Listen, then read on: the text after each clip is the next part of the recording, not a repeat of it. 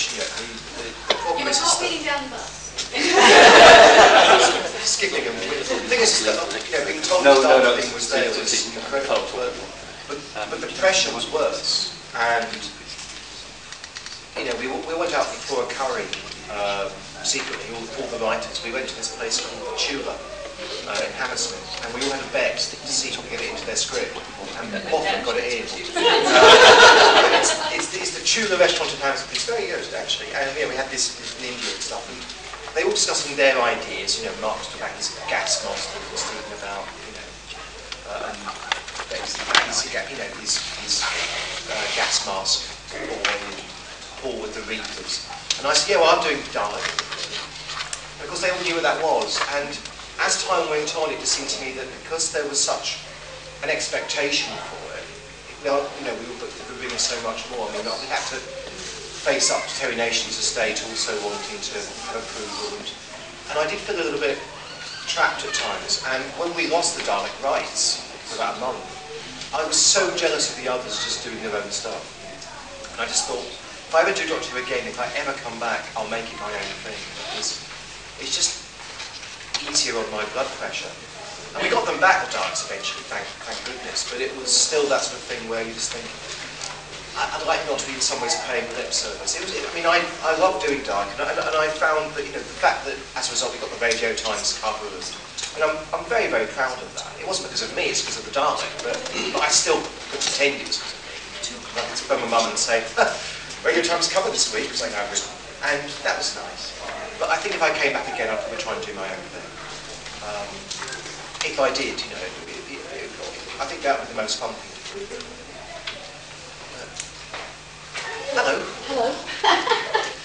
just a comment, and I don't know, you've probably heard something like this before, you know, the BBC should have done.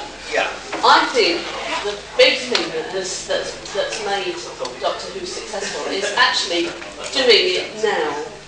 Because you've got my generation, I mean, I'm maybe one of the few people in the room who remembers watching the very first episode. Right. I do too. Well, good, there are a few of us around. Yeah. And, you know, and we're the ones who introduced Ali over there to Doctor Who. Went did. The whole thing's your fault. But what I'm saying is, you know, Introduced it to this generation. You've got the older generation. Yeah. They were sold on the idea from the start. They were the ones who then said to their kids, when they knew that the new Doctor Who was coming, you've got to watch this. Yeah. You know, and so I don't think the BBC realised what a ready-made audience they had. At least two. You know, we're talking nearly 3 generations. Which they didn't at all. We are old enough. I mean, I'm certainly old enough. as I say, no one thought we'd be Ant and Dec. I mean, we thought we would do. This is because the British television at the moment, and I'm talking as somebody who's been away from Britain for 14 years, has come back. Yeah. You know, thinking sort of when I left, British television was some of the best in the world. Yes, now it's very. I come back and it's bland. Crap. Yeah, it really is. It's all the same thing. It's all about emergency service drama. And it's all the same. I mean, you know, I thought, I left 14 years ago, I came back, there's still the bill, there's still casualty, there's, you know, there's still, you know, the same old stuff. The big thing about Doctor Who is that it's not dumbing down. No. It's not going for the happy medium. It is setting standards. It is making the audience think. It is producing something different each week. And you can't, but it's, you know, you can't guess ahead what's going to happen. That's why it's, I mean, I was so relieved. I never wanted Doctor to come back also. So I think as years went on, and I saw the way that TV was, and working in TV, I thought, actually, if we bring it back now, we're going to have it become like everything else. I mean, let's just leave it. Because I spent so much, when it ended in '89, I was 19 years old. You know, and then in '93 there was the announcement of maybe this TV movie, and I was very excited. And as I got older and more cynical, I just thought, actually, we'd ruin it. Yeah. Let's not bring it back and just trash it. Let's just leave it as it was, because TV, we don't deserve Doctor Who on TV anymore. Yeah. TV would now ruin it. And when they said we're bringing it back with Russell T Davies, I thought, Oh, thank goodness for that. Because, again, having been at the BBC and seeing the other options, I mean, when it was being mentioned before, it would have been terrible. Yeah. I mean, really terrible. It would have been, again, no offence to Michael French, but, you know, the born and bred situation. I mean, Michael French is a huge Doctor Who fan. I mean, he really is. I mean, he kept saying to me things in a very inarticulate way. He got to be at screenings and said, "The Yeti are in Web of Fear," and I'd say, "Yes, I know they are." "Yeah, Yeti, underground." I said, "Yes, thanks. Thanks, Michael. Go back to your cage. Try gnawing on your, you know, dead raw meat and stuff." And it could seriously be Michael would have said, "I want a vehicle, I want to do Doctor Who, and I want to do it so that I get to run around a lot." And, you know, it would have been very easy Doctor Who to have come back and just been, I think, generic rubbish. And Russell had to fight that, because that was still the expectation. I mean, they still wanted, I think, immediately to say, "Okay, Doctor Who, that'd be nice." Nice and he had to make some concession to that. But I think, as I say, that as the show wore on, as the season wore on, there was a greater feeling of being more and more ambitious, and a feeling that we could try and stretch it. Because, as we said, I mean, we're either going to make this work or not, and it'll either crash and burn or it won't. And Russell said, if we just go out on one season, and we probably will, let's make it the best one that we can, so that at least we've actually got 13 new episodes that we can have shown people, and then we just go out in a blaze of glory. Which is why he wanted this final one to be this tremendous action-packed Dalek adventure with them destroying bits of the Earth.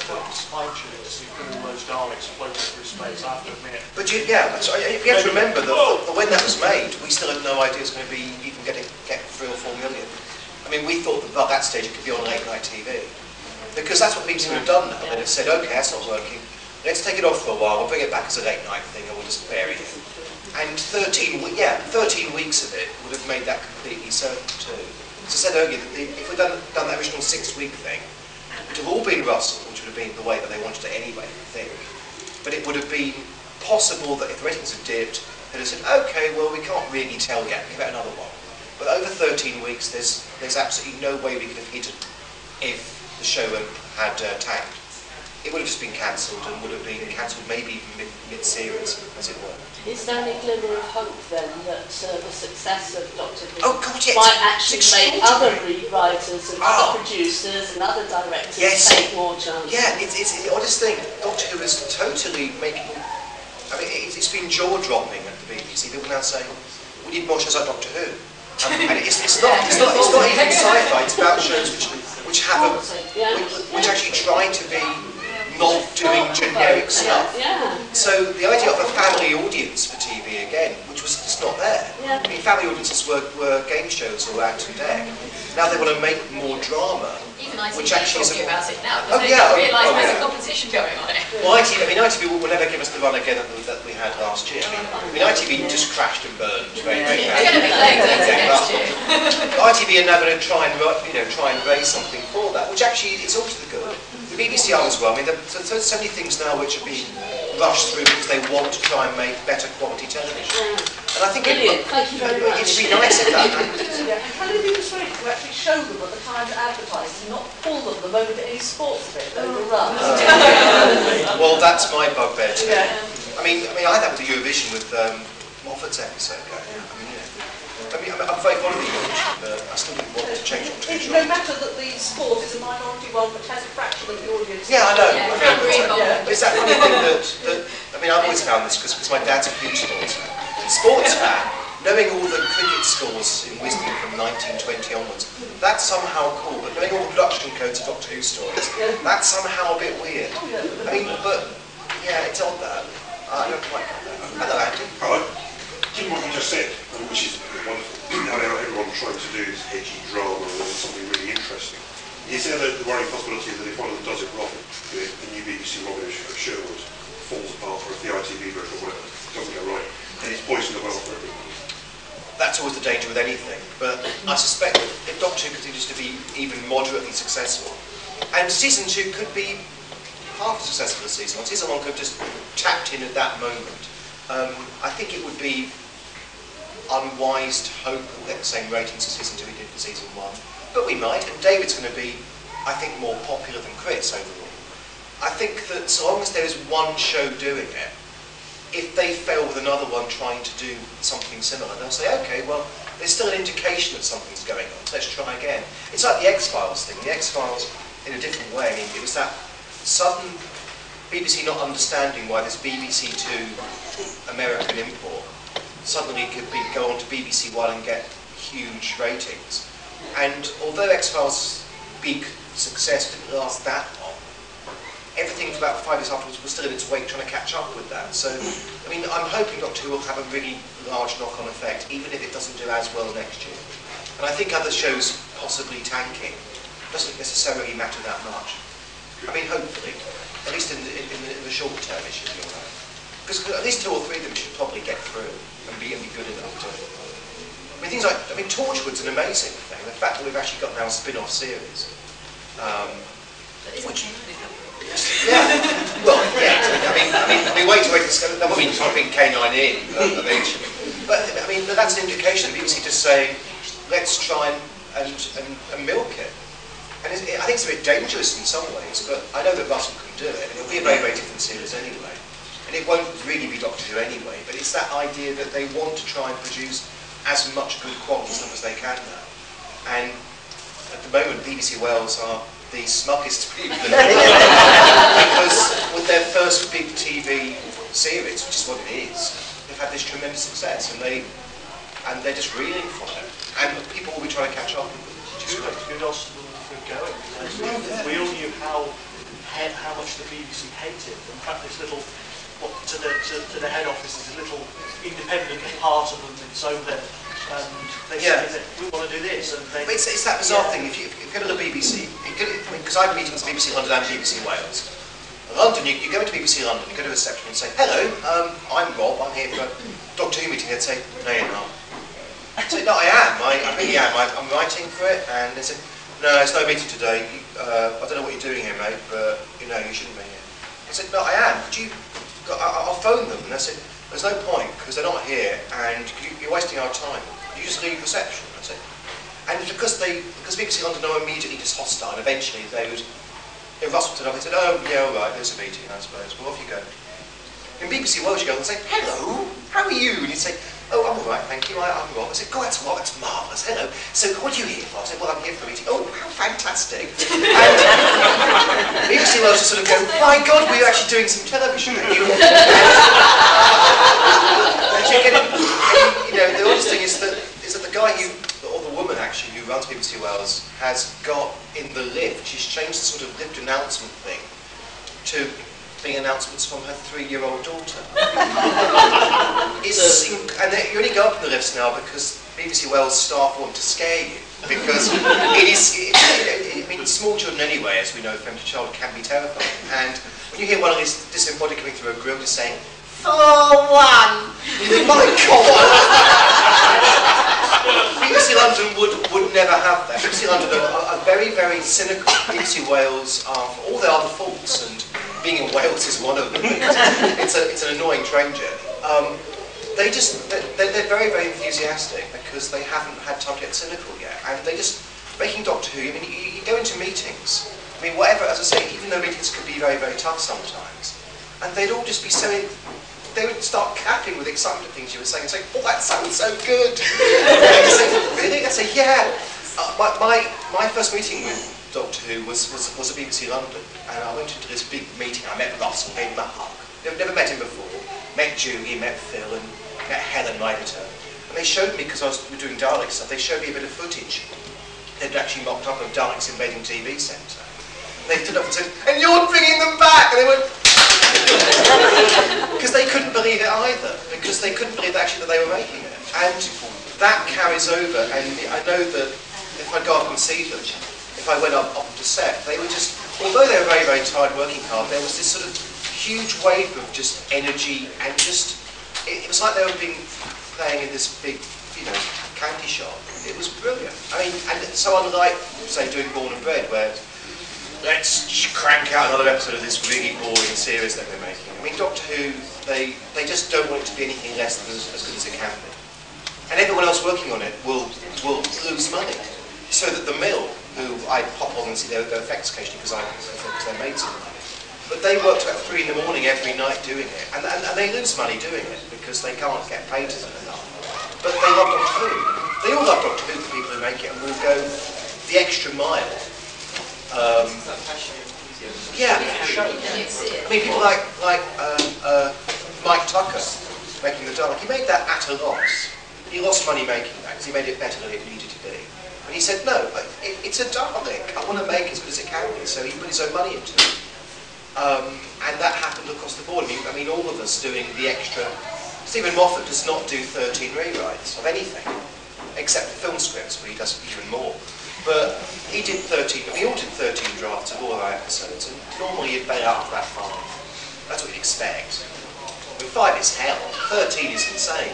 But we all did it because we wanted to make it as good as it could be, because we all loved the show so much. So, the BBC Wales are now, yeah. Yeah, and it doesn't dim. I mean, I'm very jealous at the moment doing it without me. But they're all still my mates. Still looking about. Well, I mean, we email. I mean, Russell and I are both huge fans of Asterix the Gaul. There's a new one of those out, which is quite awful. It's Asterix meets aliens. It's alien spaceship arrives and Asterix meets alien invaders. And I think that's when they've actually now missed the point of the series. But Russell and I will communicate. I mean, Asterix are also big fans of things like they're bringing out all the Charlie Brown cartoons in order, and we both love Peanuts. So we discuss other things apart from Doctor Who sometimes. And Stephen Moffat and I are in touch every other day anyway, because I'm working with him on my new series.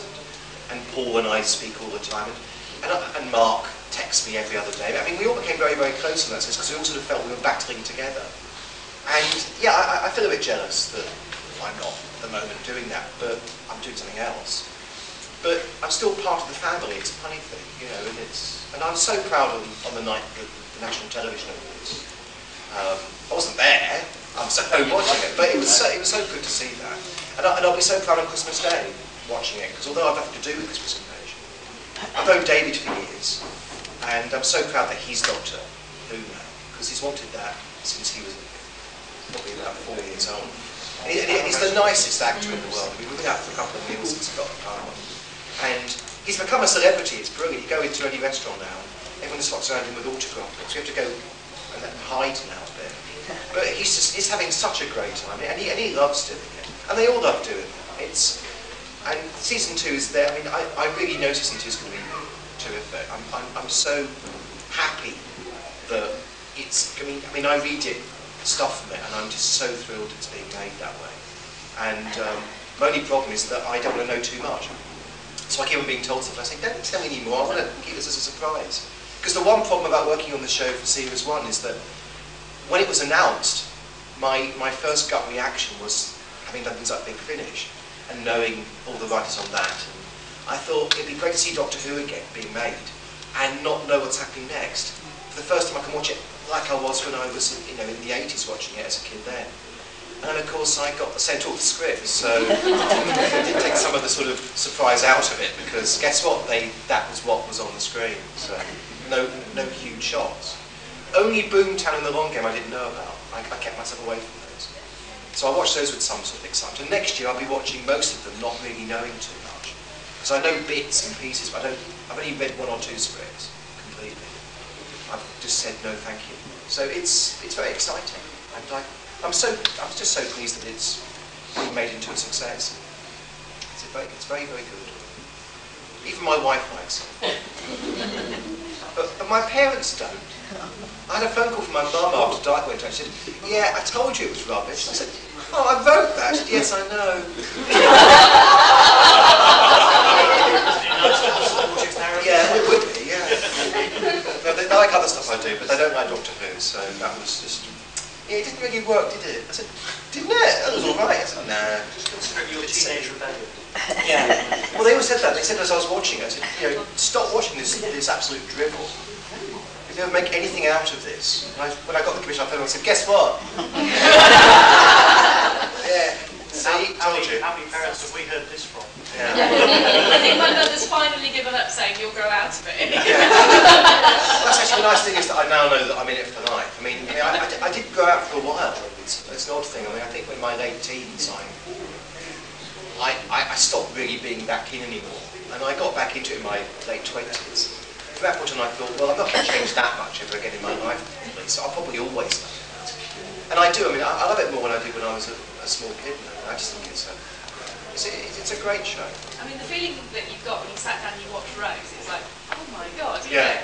Just sort of couldn't believe that you were back Saturday night. It was Oh, yeah, exciting. it was.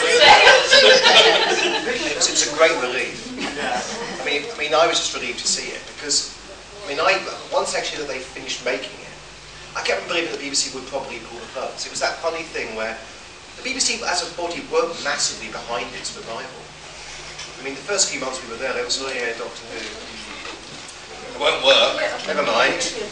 And What did you make you embarrassed about it for some reason? yeah, well, they always have been. Which is odd because it's a multi-million video and international sales. They sell Well, good for they it. sell it around the world. It makes them It's that funny thing, though, you go to the BBC or anyone from TV goes, oh, I've always loved Doctor Who, I've never watched it.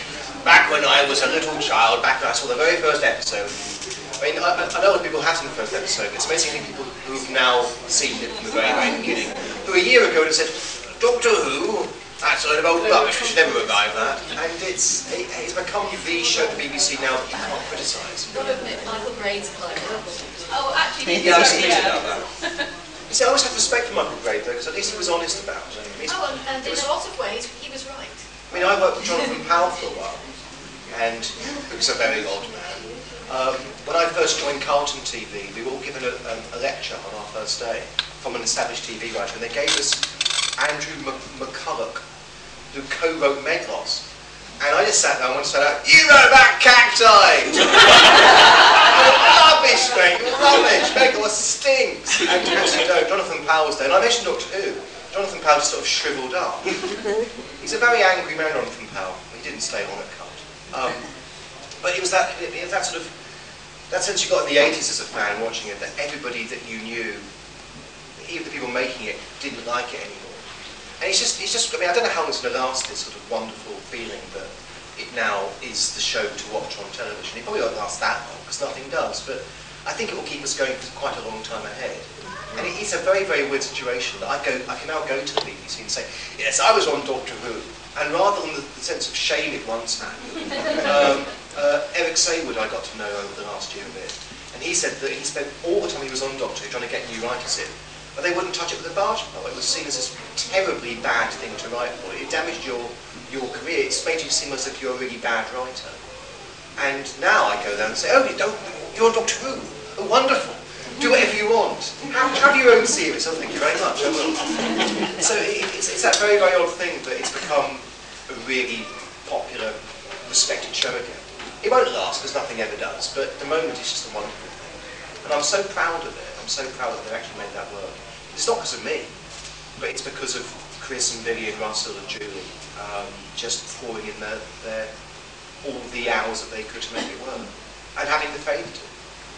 So. One more question. Oh, question. Come on, be more positive. Stick your hand up all the way. Go on. It's very good. You may have said this and I've forgotten. What are you working on now? At the moment I'm writing a Radio 4 comedy called Odd, which is meant to be delivered in the next couple of weeks. It's about a man who wakes up one day and realises that the entirety of the English language has moved overnight. And everyone's using the same words but with different meanings. And only he's been left behind. And so his name is changed from Michael Connor to Odd Wafting. He doesn't work in a bank anymore, he works in a grapefruit. And only one person in the world now can talk to him, and it's the fact that this girl at the bank who fancies him made this wish several years ago, has always loved him and made a wish on her birthday that he would become utterly dependent on her. And now the only person in the world he can speak to is her. And that's quite fun. It's very hard to write though, because everyone just speaks saying gobbledygook all the time. And I hope it works, but they're actually recording that, I think, in January. I've got to really get that finished writing. And I'm back at the moment on my own series called Loose Cannons. And I'm writing a play for April called The Full Bronte. It's about Trish Bronte, the one who couldn't write. She always got everything turned down by the publishers. I made her up, but it's seeing Bronte's story through the eyes of Trish. The only one who wasn't a genius and who was rubbish. And that's fun. So I'm doing theatre, radio and TV at the same time. So I'm really enjoying this. It's a nice thing. So yeah, I'm having fun. Now, I'm getting conflicting. Dave, Liz, is it time or... No, it's people. We start to use the minutes. ninjas. Keep going. Okay. Apparently we've got 10 more minutes, guys.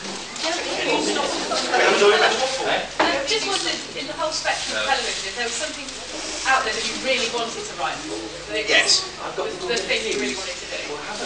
Doctor Who, probably. I mean, again, it's the only show that... There are shows that I mean my favourite shows on TV is like The West Wing and 24 I loved. I wouldn't want to write for them, though. I think that they'd be... I mean, having now been through the process a few times, I know how hard those shows are. You can tell that you have no control there at all. The West Wing is utterly channeled through the eye of now John Wells. 24 you'd have no freedom at all there. It would be a hellishly difficult thing to do. But I really love watching. British TV is... It's an odd thing. Shows like Shearman, which is not quite like a book TV, is so well written. I know that, again, on that show you've got Paul Abbott, who's sort of Russell T Davies figure. And other writers come in and they are utterly under Paul Abbott's thumb, as we were with Russell. Russell's difference though was that he gave us, he has to write our own stories anyway, so he would always be that big controlling influence. And that's what you want to be, is you want to really be your own controller. So actually writing my own stuff now, writing my own series is really what I want to be doing. But they might, not be that successful. And, I mean, it's also knowing that what I'm writing at the moment will never get any of the attention that doing Dalek did. But it's fun. It's nice to do your own thing. But I was offered a Doctor's once, and I was offered an episode of The Bill. But they're really hard to write for, and they're also quite thankless. It's like Crossroads again. Crossroads was horrible. I was on Crossroads for only 2 weeks, and it was just... It was a contractual thing. I was doing a thing for Carlton, and they said, you're going to spend 2 weeks on Crossroads, though. So I went on to Nottingham, which is where they have all their meetings. Just miserable. You walk around the set, and you think, yeah, Crossroads set's dowdy and dull as it looks on screen. You actually want to sort of start writing stuff on the set, so you can pull that saying, this show's rubbish. But it has actually been done. If you look, actually, there was under the whole bar area, everyone had done that. Cancel this now! which eventually they did. So, yeah, so no, I mean, I probably just want to do my own stuff now. Or the Doctor Who would be a great... I mean, if they asked me back for Doctor Who in a couple of years' time, it'd be very hard to resist. We'll have to write a book again. Ask Rob back. Well, you see, I sort of doubt that they will now. I think that when Series 1 came along, again, it was that sort of strange... People not being sure they want to do it very much. I mean, people like Paul Abbott were invited and turned it down. But now it's such a big show. I mean, you can get Stephen Fry to do it. Why would they want me to do it? I sort of feel that you did a good episode and... Oh yeah, sure, but I also think that one of the things Doctor Who can now do, and because of Russell's involvement they can now get, is they can get such a wide variety of writers who can do all sorts of different things. If I don't ever go back, I wouldn't be annoyed or embarrassed by that. I think that they've got this enormous pool of writers out there now that they can get almost anyone to do an episode as a sort of great guest spot. And Stephen Fry is an example of that. I suspect that there'll be more writers like that coming along who just want to do one. And as a result, I mean, I have had my time in the sun. And if it ever happens again, then that's fine. I wouldn't mind. I think we should start a campaign. Yeah. Well, not just yet, because I can't do it. Start a campaign in about a year's time. Start a campaign then. That'd be good. But for the moment, I couldn't really do it. It's a shame. My apologies if you've answered this question already. That's all right. I'll do it. You'll lie. Different answers. Yeah. Right. I have a fairly talented daughter who wants to be a writer. Right. How do you get started in writing? The first thing is just to write. I know that sounds obvious. Well, no, but she does that anyway. She Yeah. can't live without a pen. How old is she? 16. Right. Okay, that's sort of when I get to starting on. Is she writing any particular medium? Is she writing prose, or is she writing drama, or? She does both. Okay. If you're writing drama, which is all I really know about, what you try and do is there are various drama organisations to help. There's something which I began with, which is called the National Student Drama Festival. When I first got my first placement on, which runs every year in Scarborough in April.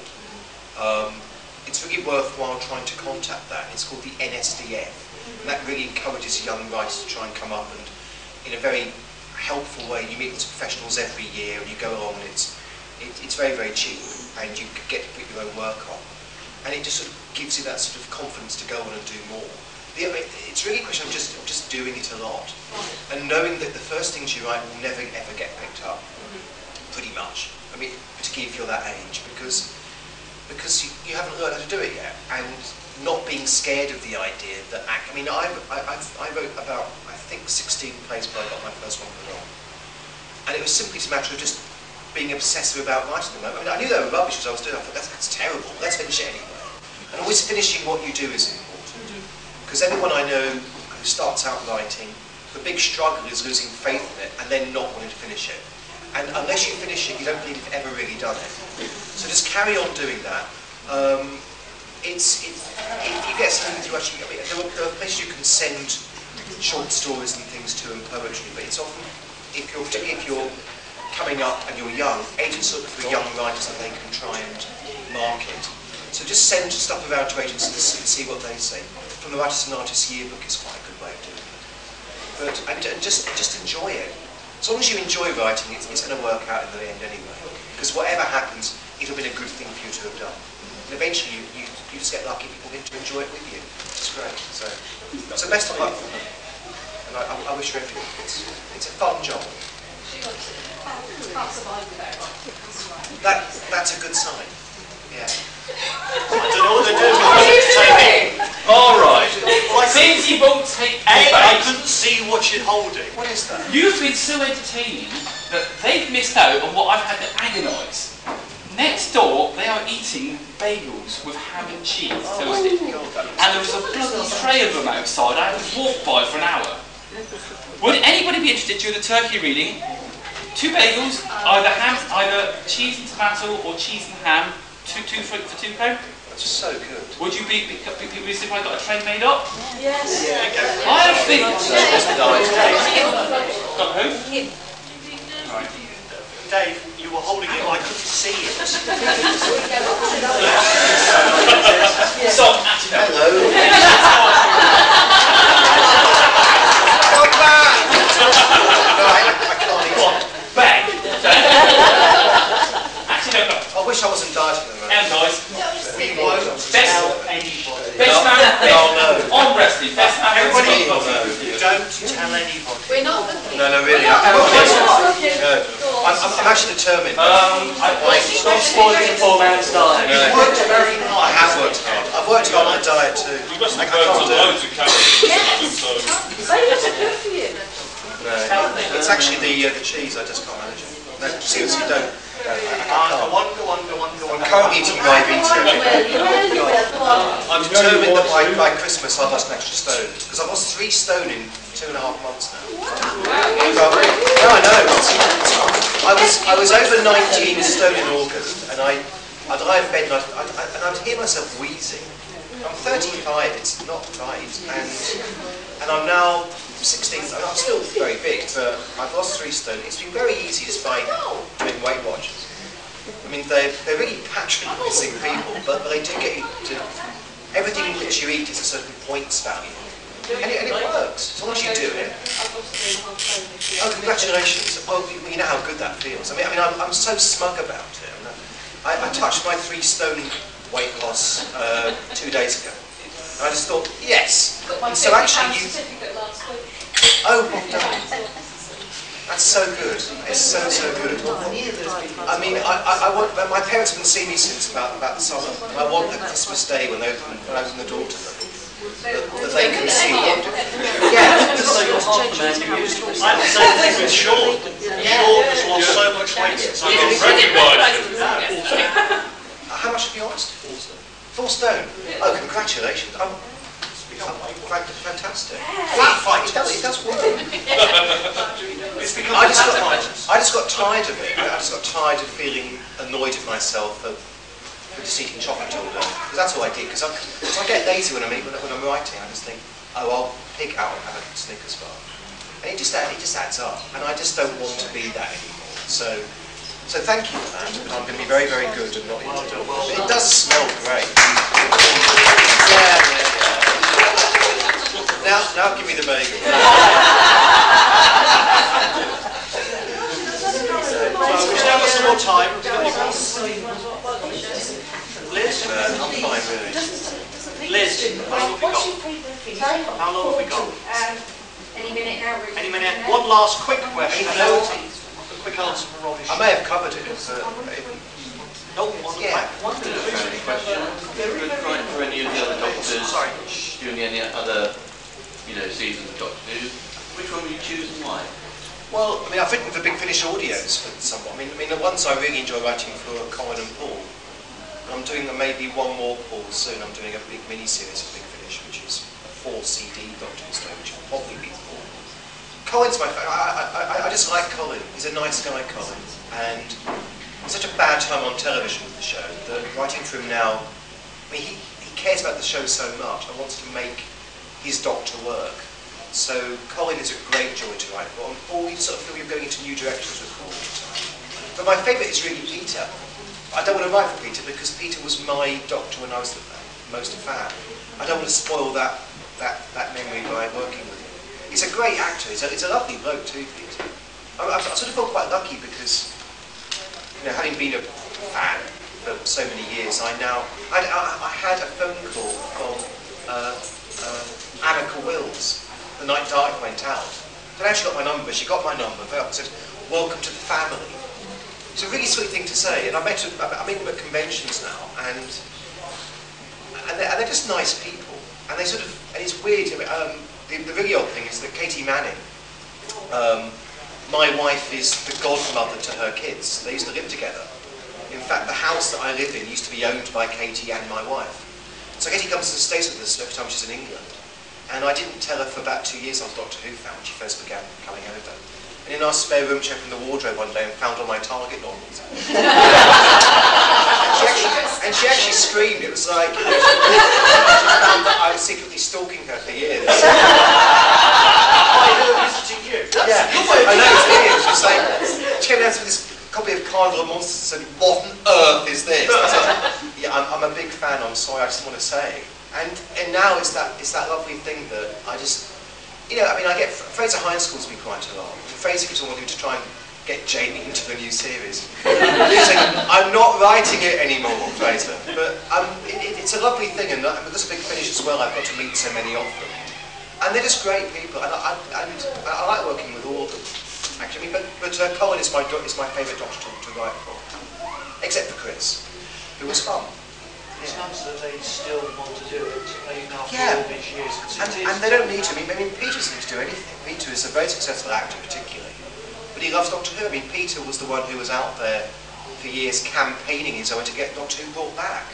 Because he felt that he owed the show something, he said as well. He had a great time doing it. And 20 years later he said, "We still want the show back." Which is terrific. Apparently there's a question there. Hello. Do you think it's possible that, obviously it has to get the 3 Doctors and 5 Doctors, Yes. do you think it's possible that at some point in the next sort of couple of years there might be a crossover which would allow Chris or one of the other Doctors to reappear in it? It's not impossible. I suspect it won't for a while, because one of the things that Russell felt went a bit wrong with the series, in the nicest possible way. I mean, he loves all the series. He's remarkable like that. But when Colin took over, there's not a single story that Colin made just to make reference to the fact that he is not the Doctor, but as one of the other Doctors. And even in Time Lapse, you've got that sequence where they show a picture of John Pertwee in the portrait. I mean, everything felt like he was simply the latest Doctor. And the big concern with Chris leaving so quickly was we didn't want any actor to feel that they weren't the Doctor. I mean, we want the audience watching it to think, that is Doctor Who, and not just the latest model. And David now has to re-establish himself and become to the audience not just Chris's replacement.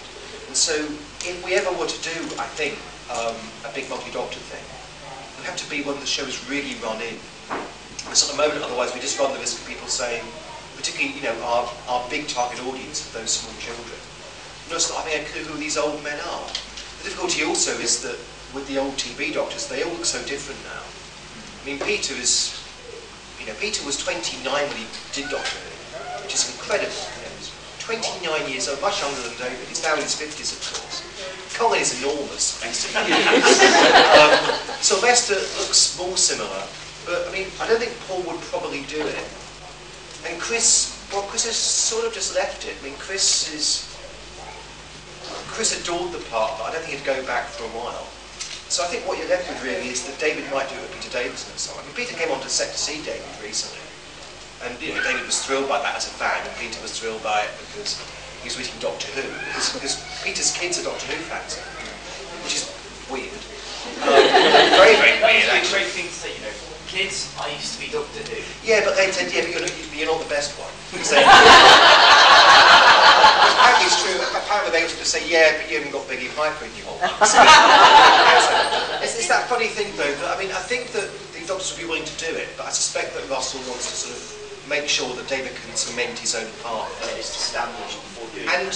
the difficulty, the danger being also, as I say now, that because doctors' runs are likely to be shorter than they used to be, that may never happen again. It may be the situation that, say David does, and he might do it for ages, but he might do 2 years, maybe only, before he gets lured off to do more films and things.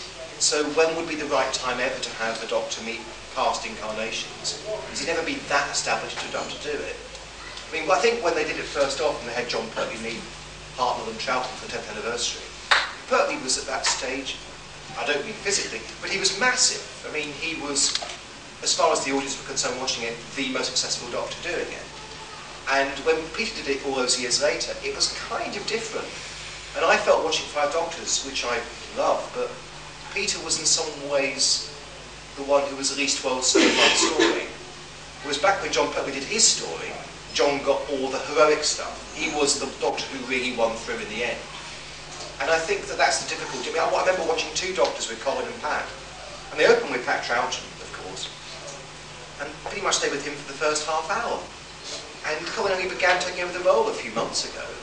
And that again leads to sort of a feeling that, well, you know, who is this doctor? And that was the time, of course, that the show was up for... I mean, the show was struggling a bit at that stage, and that's when it went on to the hiatus and things.